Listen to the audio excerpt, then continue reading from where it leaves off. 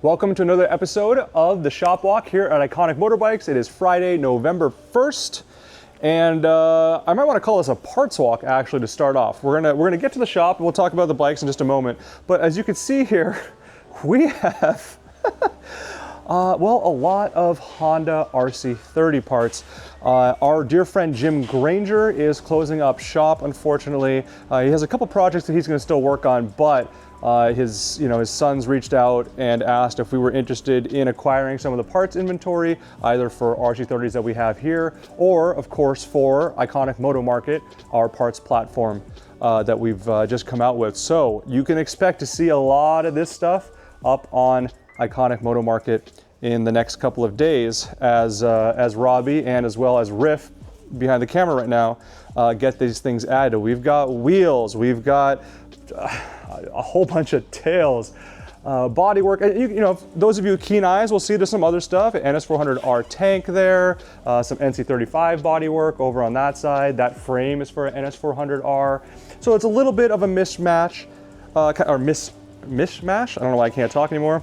There's this has been cut up clearly, but a race radiator for an RC30, and then even just there's just all kinds of NOS RC30 parts. So it's going to take us a moment to go through all that, but we will we'll handle all that. And like I said, we'll either use this in-house to bring some RC30s back to life, or offer it up on our Moto Market so that you can get your bike back to life.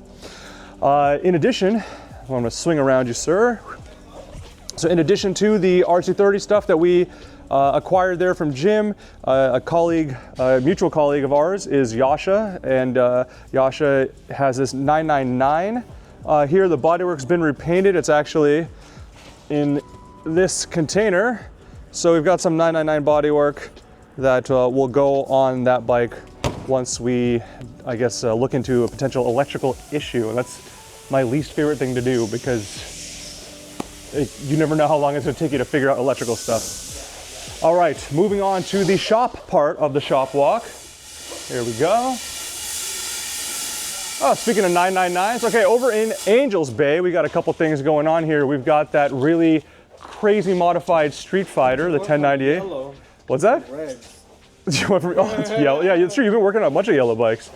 Yeah. This thing is absolutely absurd. We've shown off this one on a couple of shop walks over the last few weeks, last couple of months. It hasn't been here for that long, but it's basically the owner's policy is anytime something breaks, he just goes, let me upgrade it. Yeah. And as you can see, there's a lot of incredible stuff on here, starting with the Rotobox carbon fiber wheels, your carbon fiber bodywork, the Brembo master cylinder here, aftermarket throttle. I mean, it's just the controls.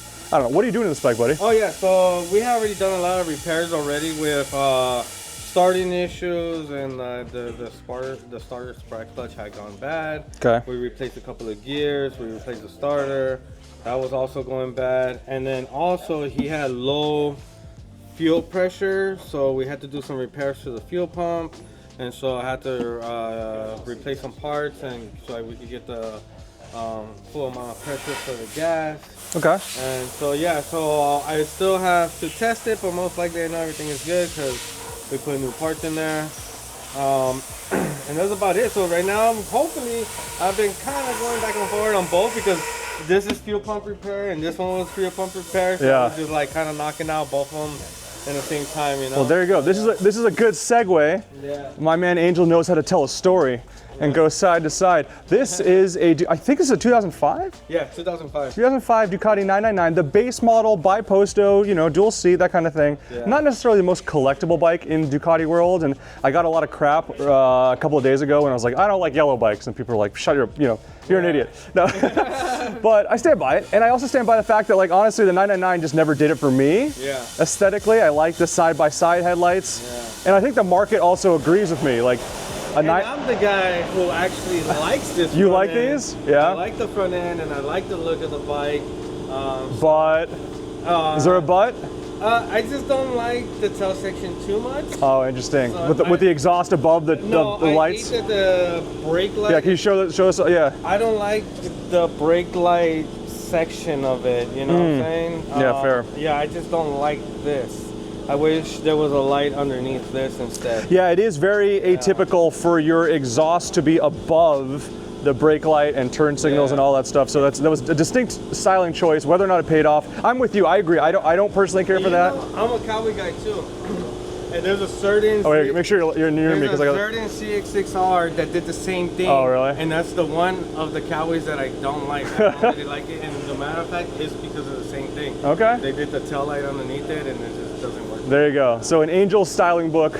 Yeah. Exhaust under the brake lights. Again, you know, of course, the vertically stacked headlights. Some people love them, and that's great. Yeah. Frankly, if you love this, great. You can buy these for cheaper. But you know, the bikes before, in terms of the 998, the bike after, in terms of the 1098, those always typically do better from sale price values. Now, with all that said, this bike. Well, gosh, it's got 800 miles on it. Yeah. It's one of the cleanest 999s I've ever seen. And you know, Angel was just mentioning that he was doing some. You know, basically, it's been sitting for a little bit. Yeah. And so, yeah, the pump needed some work. There you go. 808 miles. Yeah. Thank you, sir. Yeah. It's a really clean 999. If you're looking for one for either display or something you want to ride, and just something that's as close to as new as you can get 19 years later. Yeah. Yeah. And, not bad. It was actually in good condition. Also, when Iconic got it. It didn't really take that much cleaning to make it look as pretty as it looks now. So whoever had this bike really did take care of it. The only thing that was a little bit, it wasn't rusted in there, it was just a little dirty. Okay. Nothing that we couldn't fix in-house. And but from there, the bike is actually in very good condition. There you go. Yeah. Appreciate it. Thank you, sir. So there you go, a 99. Look forward to that. Hoping to see it up on the auction site next week or so. Over here, also Italian, but a little bit different performance class, a Vespa LX150 scooter. Yanni's doing, I think he's doing tires, oil, you know, a general recommissioning on it, on this one. And I gotta be honest with you guys, I don't really know much about scooters, so I don't really have much to say about it. It's a Vespa. It has been down and been repainted, but all good commuter scooters have done that, so no worries there. Moving on here, I'll probably get some hate from Vespa people about that one, but I'm sorry, I just don't know. I don't know much about them. Ignorance is bliss. Ignorance is bliss. That's my new motto in life. Okay, they just don't excite me. I apologize for that. What does excite me is this Bimota. Oh, they do race them. Not only do they race them, we should include if you remember, sir. There's our buddies Zach actually was here. Zach Kortz from Revzilla was here earlier today for something. But him and Ari did like a Vespa moto, like they call it like scooter cross or something like. They put knobbies on them, they jump them. It's crazy. It's absolute madness. So we should include a link to that. Yeah. So that's definitely one way to have some fun with a Vespa for sure. This Bimota SB8RS, the extra S there at the end is because it's the special, so the carbon fiber bodywork, that kind of thing. We've shown this on a couple of shop walk videos in the past, but unfortunately Ollie discovered a pinhole in the radiator, so we are. Oh wait, I'm sorry, I didn't even notice it was right under the cap, right? What's that? Oh. Right here. Oh, there you go. So you can see that they isolated to try to figure it out. So yes. There's that. We're also looking into just buying a new apparently Bimota Classic Parts in Italy has a new old stock example of this radiator laying around, so we may track that down, but we'll figure that out. So either way, that will be ready to go. I know Adam really wants to ride it because he's one of the world's biggest TLR fans, and that's in a way the ultimate TLR. He's not that big. He's not as big of a fan as Steve is. You guys are TLR nuts. I think you guys are crazy. They're big, heavy bikes. I like the lightweight stuff, but that's okay. What are you doing to the NS400R, sir? Reconditioning. This thing had all the intake manifolds were broken, so we had some made. Okay. And I'm just in the process of reassembling. You know, I took everything apart, painted everything, and tried to clean it up as much as possible. Yeah. All right. Yep, it's gonna go back together. It's gonna make one good one out of two bad ones. Oh, is that okay? It's so tall. I can't even tell. I think it's 7,779 miles, or there might be an extra digit in front of it that I can't see here. But yeah, the professor is telling you what's going on with this one. We'll put it back together, make one good one out of two. Yep. And then we'll see this thing up on the auction site fairly soon. So I think that's it for now. I don't know. We'll always, there's always new stuff going on. But yeah, there you go. So I think, again, for me, the highlight, the reason why I want to start with that stuff was, you know, those RC30 parts. Very excited about that. Took us half the day today to go get those things and grab them. You can see a lot more details about them in social media, on Instagram, Facebook, that kind of thing. Adam did a lot of videos about our haul there. And so you can get some more details about it. But if you have any questions, as always, please leave a question in the comments section. Send me an email, abhi@iconicmotorbikes.com. It's ABHI.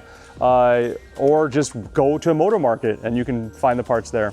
So hopefully we can help you get your bike back on the road, whether it's through our wonderful service department or whether it's through getting you guys parts to do so. Either way, as always, thank you for watching and we'll see you on the next one.